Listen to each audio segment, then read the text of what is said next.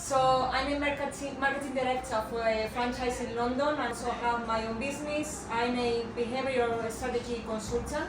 I have my own firm.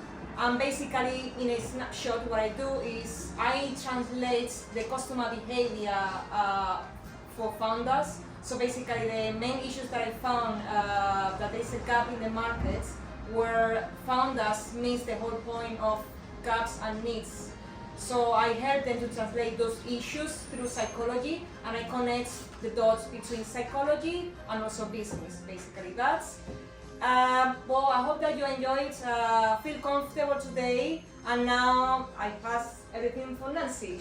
Thank you very much for having me today, and thank you for all of you that are showing up today as well. So it's nice turnout here, and a fantastic hotel as well. Thank you very much. So Nancy, tell us about you. What is actually what you do? I saw your book as well. You're an author. Tell us a little bit also to the audience. Thank you. Yeah, so I'm originally from Canada, and I've been in the UK for about 27 years. So time has flown. I run a company called The Business Mission. I'm a business consultant, an international business consultant, and intellectual property law specialist for AI and robotics. So I deal with helping people start businesses and also protecting their IP, everything from the application of trademarks, copyrights and patents, and also the litigation side. So if somebody is using your trademark and they are not trademarked, we can definitely help you with a cease and desist letter and kick them out. So Nancy, tell us about what you think. So as everybody knows, businesses are very complex subjects. So what could you say, what inspired you to write this book? What is all about this book? How do you solve the problem that the founders normally have? Yes, I got very excited writing this book. It took me about 7 years to write the book. Having helped many people set up businesses, and myself having 4 businesses myself, I've exited 3 of them.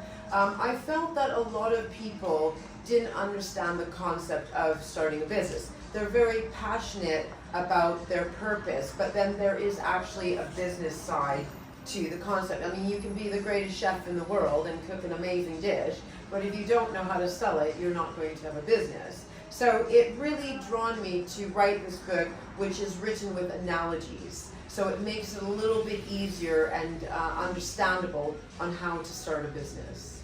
Perfect, thank you. So Nancy, tell us about which analogy from the book resonates most with early stage founders that you found? Yes, so there's actually 2.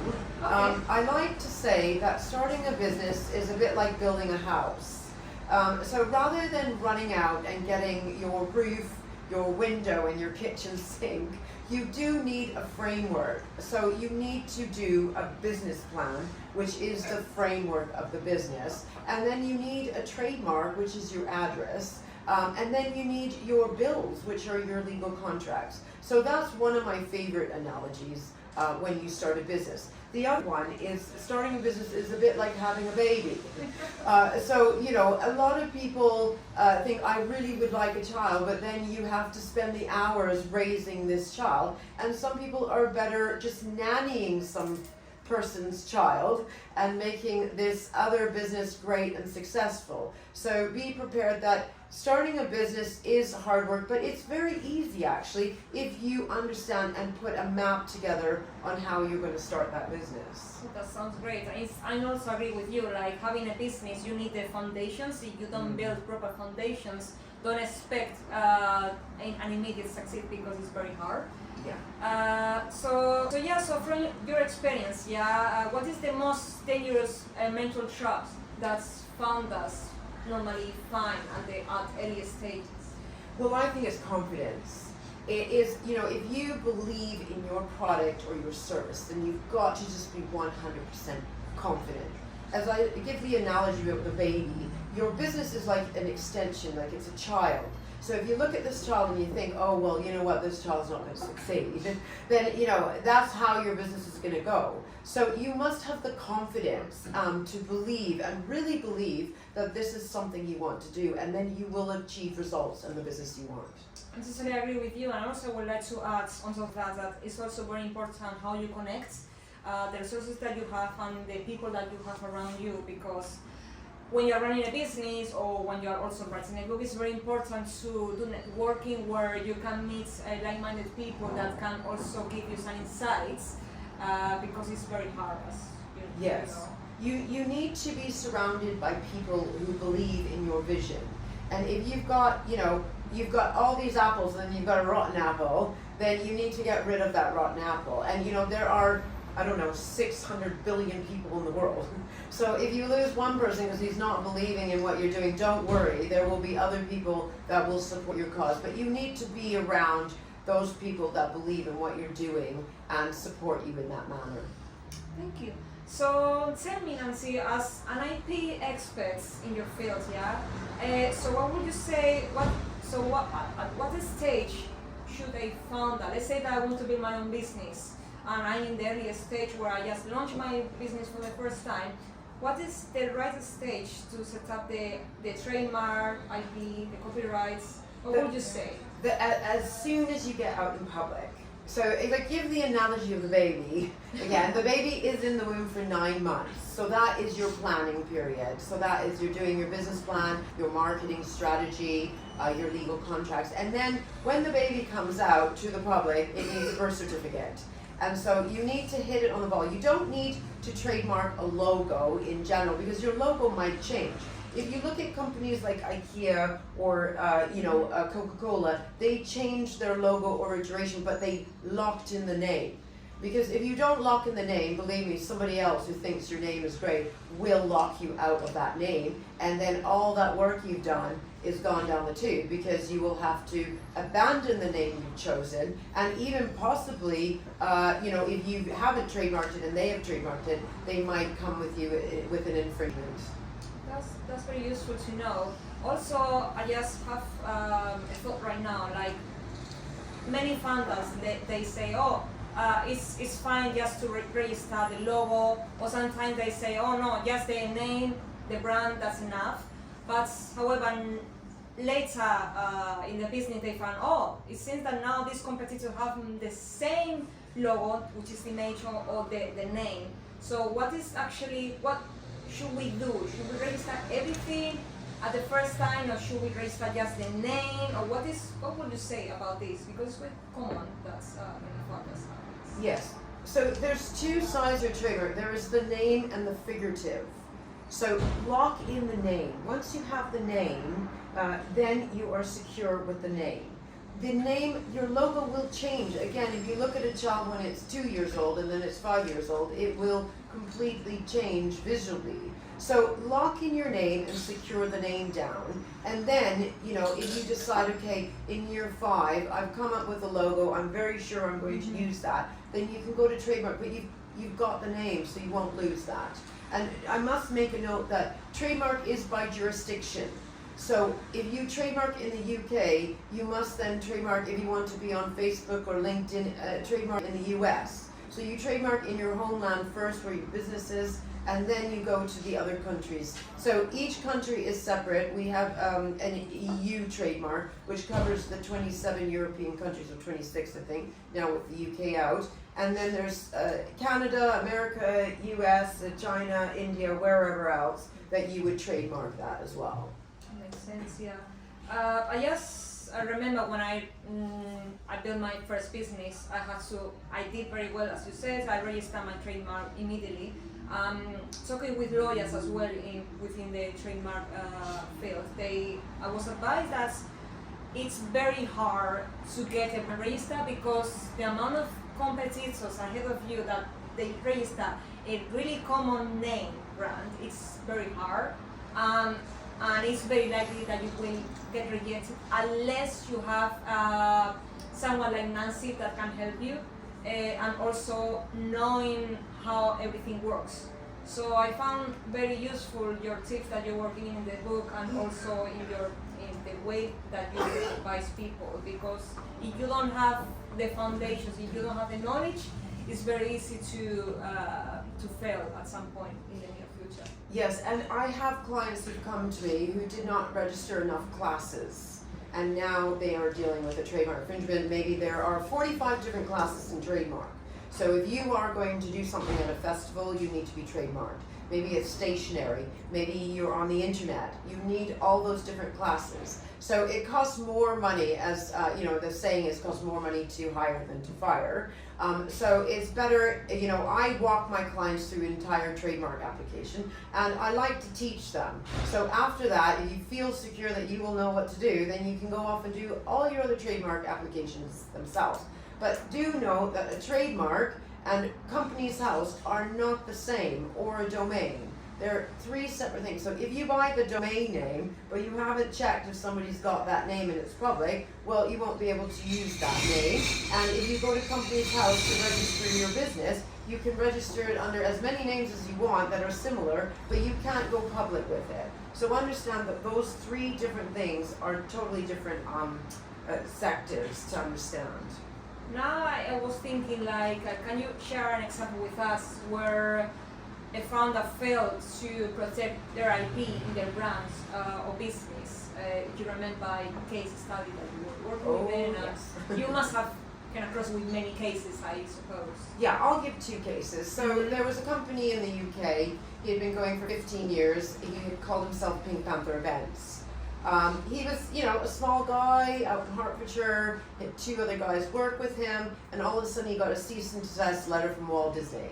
Now these big companies have huge IP corporations and sections, and they found him randomly. So they threw a cease and desist letter to him. They fined him £35,000 for using their name because they have a protected, which is above registered, trademark because they own Pink Panther. So that was one case. He had to shut down his company. He recalled it Purple Panther, but that didn't work because once you cease it, you cannot tell your audience, you cannot tell your clients. He had to go in liquidation. So that was one example. The other example was a young guy who was out in Hertfordshire again, and he decided to set up a landscape company, and his last name was Bridge, and his mate's name was Stone, so they decided, let's have Bridgestone. Well, Bridgestone found out about them, and they're a tire company in America, but they did not want to be associated with a landscaping company because trademarking is a really big asset and you protect your brand.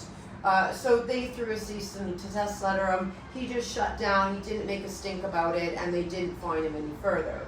I could go on. Another lady, she was on Facebook, and she was using a name that my client had trademarked in the 27 European countries, Canada, US, UK, and India, and she was on Facebook, and Facebook is a US entity. So when we asked her for a US trademark, she didn't have it. So we said, look, you can do whatever you want in Canada, because that's where she was set up, and my client did not have a Canadian trademark. And she had to rip everything down. She had to go through Google, find all the work that she'd ever done that was similar to my client, and we closed that matter. So it is a very protected asset when you start a business. It makes sense. Legal frameworks, as you already know, is very complex for someone that is not familiarized with those terms.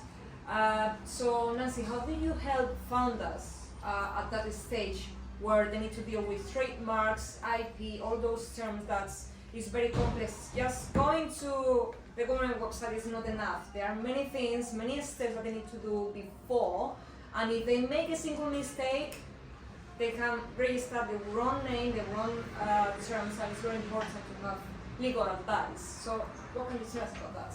Yes, when you start a business, I would say the three main things is please do a business plan. Don't get excited, it can be very lustful. You just think, oh, I love this idea, I love this project, and I'm gonna run and I'm gonna do it. And then you start saying to yourself, now this is really hard. It's not hard.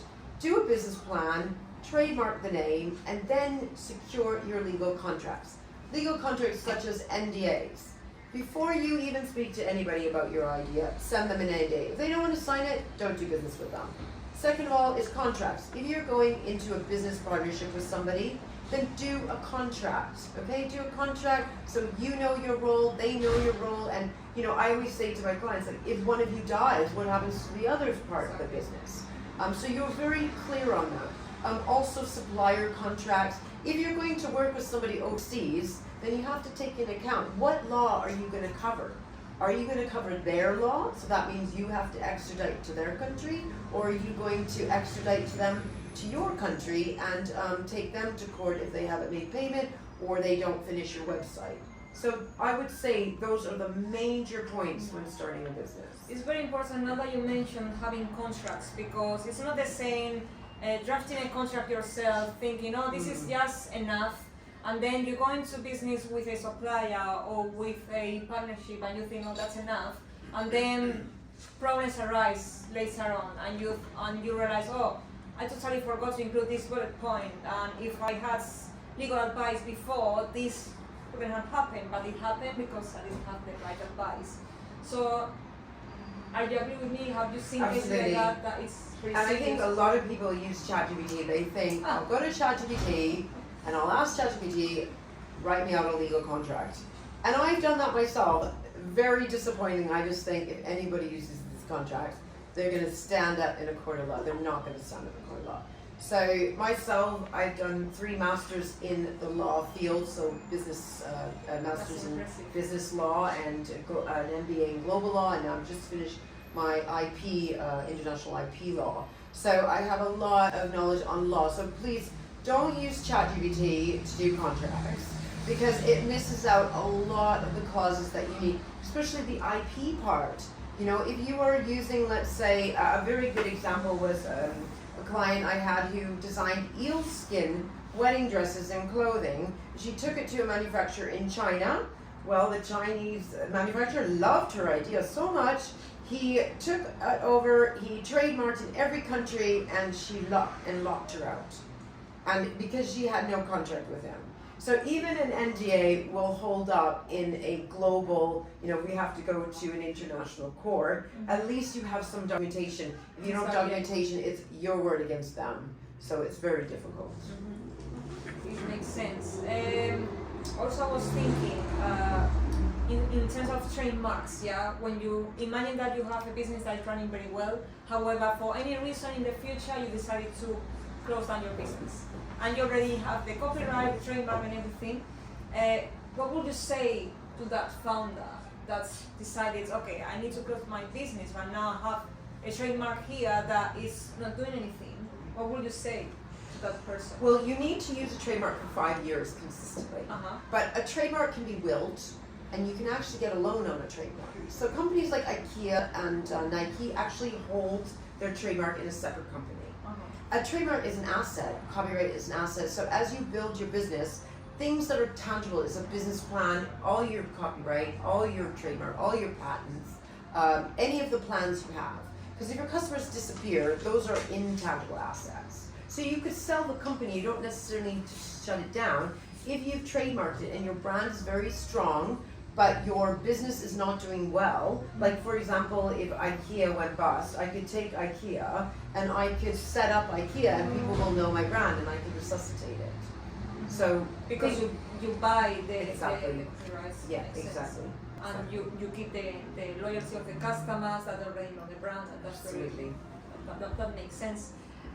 So for founders collaborating with partners, freelancers, investors, yeah, what legal foundations they should have that are non-negotiable, like something that is very important for them to succeed in business? Well, when you go into partnership with somebody, it's a bit like a marriage.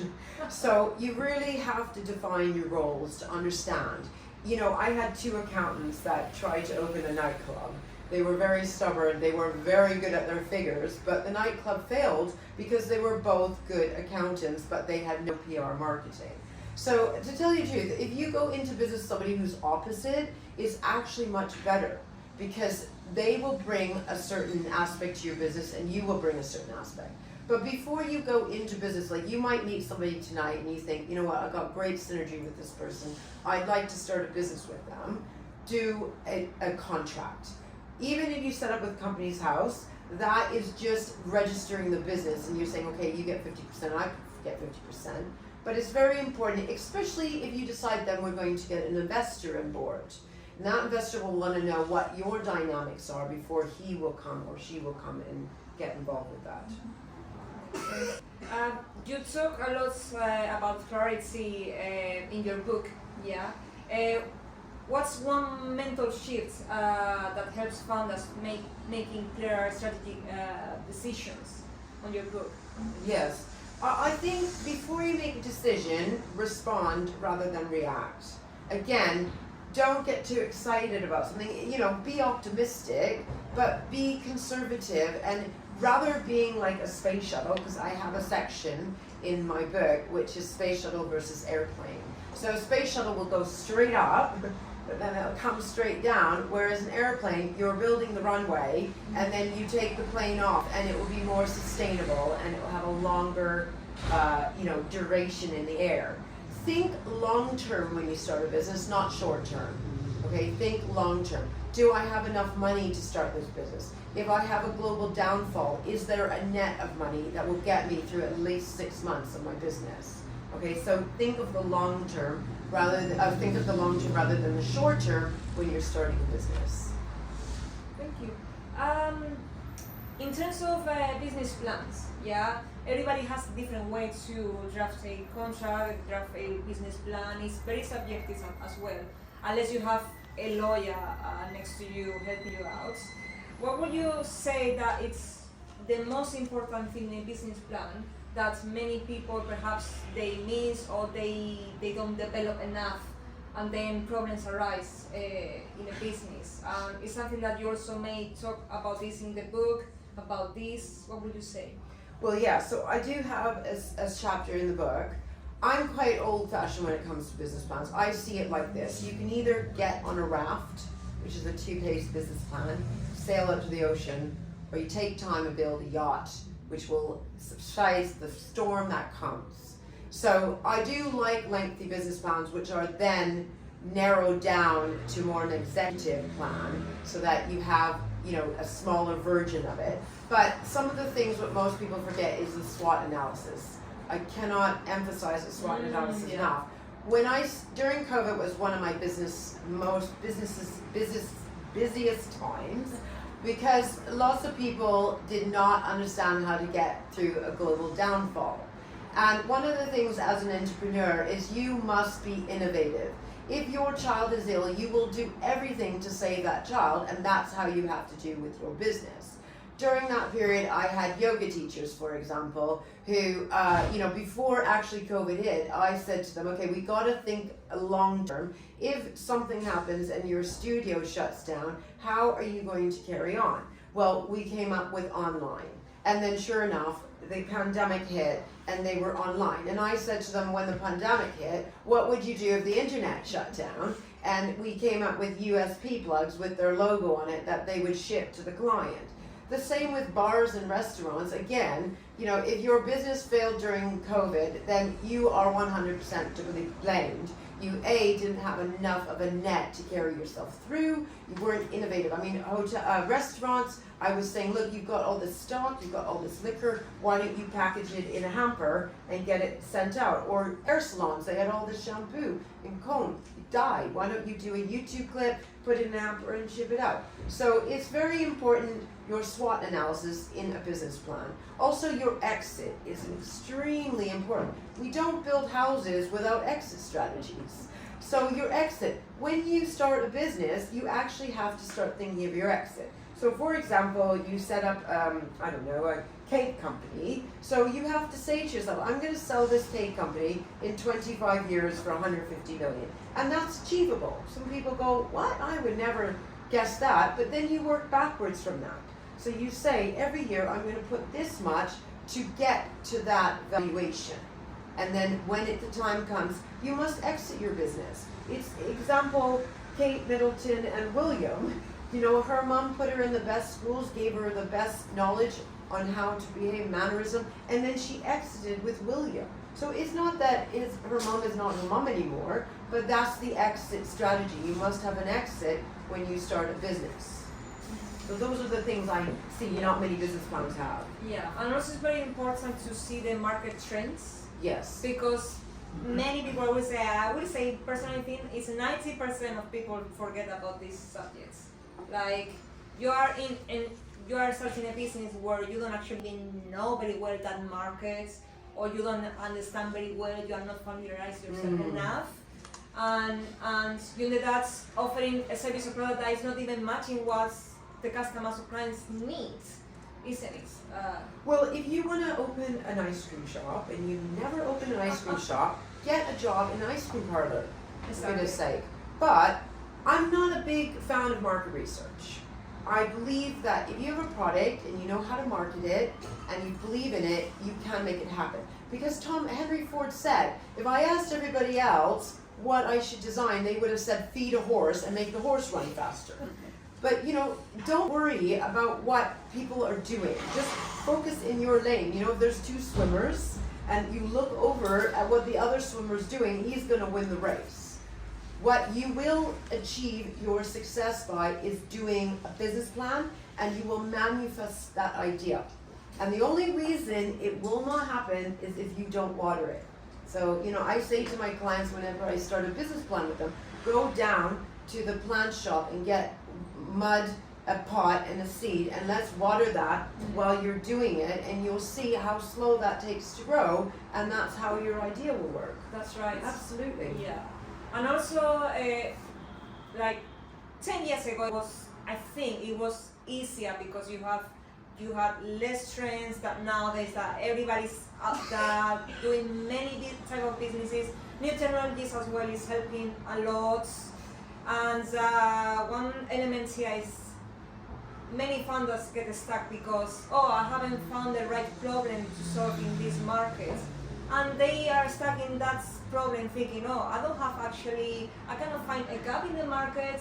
I don't know if my idea is going to succeed, and they are stuck in that stage where they are not moving forward. Have you seen things like that? Yes, I mean, I would have to say the opposite. I don't believe that you should go out to fill the gap in the market, but you should allow the market to fill your gap. Explain that. Yeah, so if I have an idea, I don't care if somebody else has done the idea. Like, you know, Mark Zuckerberg came up, you know, with classmates, with his buddies, and then he left and he did it and he advanced it. So if you have an idea and you're very adamant that that will work, it will work. It's kind of saying, well, I have a child and that child over there is doing the same thing, and my child will relate to that child. It won't. So it will come down to two things: is confidence, not even motivation. Motivation is crap, I'm sorry. It's consistency. Consistency, confidence, and believing 100% in what you're doing. That's it. And just consistently doing. It's a routine thing if you start a business. You know, it's a routine thing. Like I said before, if you're not a routine person and you can't adapt to being consistent, then go and help somebody nanny their child, because that person's consistent and they will teach you how to be consistent. So interesting. So since you wrote the book and you have your own business as well, how your view towards entrepreneurship changed or evolved during those things? Well, when I first started my first business, I was very impatient. Okay. So yes, I was a very impatient person. I wanted it right away, but then I realized, you know, it's just like a tree, you know, an apple tree. It takes time to grow. So you need to be patient. You know, unless your business is a prodigy, let's take Mozart, who was writing song sheets at age 3, and yeah, there is the prodigies out there. If we take the theory of the baby again, the baby doesn't walk till year 2, okay? And then actually your job in the first 4 or 5 years is to guide this baby. And don't expect it to go get you a job and make you money, because it can't do that. And if you put that pressure on that baby, you will see the cracks later on. By year 5, it's now in kindergarten. So there are other players coming in. And this child might be able to, you know, shovel the snow next door and get a bit of pocket money. And it will go up and down. But you must only start a business when you can understand that concept, that it will take time. I know Jeff Bezos in an interview said, I didn't make money for the first 20 years of Amazon. He was turning over, but he wasn't profiting. You know, and I used to work at Foxtons, and John Hunt didn't make a dime till 8 years into the business. So that's an 8-year-old child. So if you think of your business, think of the age it's at. So if you have a 2-year-old business, why would you force that child to go get a job, make you money? Yeah, because it's like many people think, oh, I'm not profiting at the moment, so I will close down everything. Yeah. They don't have patience, they don't understand very well even their product, as I said before, the service. And they give up immediately because people are very impatient. We are very materialistic in a world that it's capitalized by everything, right? So that totally makes sense. And to finish now, what would you say to potential readers to your book that they will learn about the main core message about your book? What is the main message that they will learn as the way? Yes, I mean, I wrote the book with analogies. So there's 32 chapters of analogies. It's really easy to understand. Each chapter has got analogy. I start from your mindset. Yeah, when you decide that you're going to start a business, you got to love yourself first. That's number one. Because you're an extension of this entity. You know, like it's like a child. So if you are not a good parent, your child will get the damage or the brunt of it. So I talk about exercise, your energy, eating right, eating the right foods makes such a difference. And then understanding that it's a lifestyle change. So that's section one. And then section two goes into business idea. What kind of idea? Remember, you're going to be with this business for a really long time. So choose something that you love to do in order to grow and move forward with the business. Be connected to the business and not attached. Attached is the demands. Connected is the flow. Then I go through the different levels of the house. So you've got the blueprint, which is the business plan. Then you've got second floor, which is the marketing strategy, the brand strategy, your personality of your business. Remember, your business is not you. You are one entity, and you step into the role of building this business over here. And that business, after all the layers, becomes the lighthouse. So the ships don't look out for the lighthouse. The lighthouse doesn't go over here to the ships. So a very good analogy I'll leave you with is, you know, be like a garden and stay still, and then the butterflies will land on you. You don't need to go out and search for clients. Right. Become the magnet, become the energy, become the vibration, and you know, like a flower, it just spends times in the root, it comes up, it's got the pollen, and then the bee lands on it. If you're busy, you know, if the flower's moving, the bee can't land on it. Okay? Yeah. Okay. Well, thank you very much, Nancy. Thank you to everyone coming to this event. Now we finish now the Fireside Chats, and we start now the networking events. Please feel free to get drinks. I hope that you enjoy the rest of the evening. My next event will be next month in July. Will be the 22nd on Tuesday. Yeah, so I hope to see you soon and enjoy the rest of the evening. Yes, and I brought some books with me. If anybody would like to buy a book, it's $14.99. It's a very small investment to helping you start a business and reading it through. And you know, I stay in touch with everybody who buys the book. I get in touch with them to see how they're doing as well.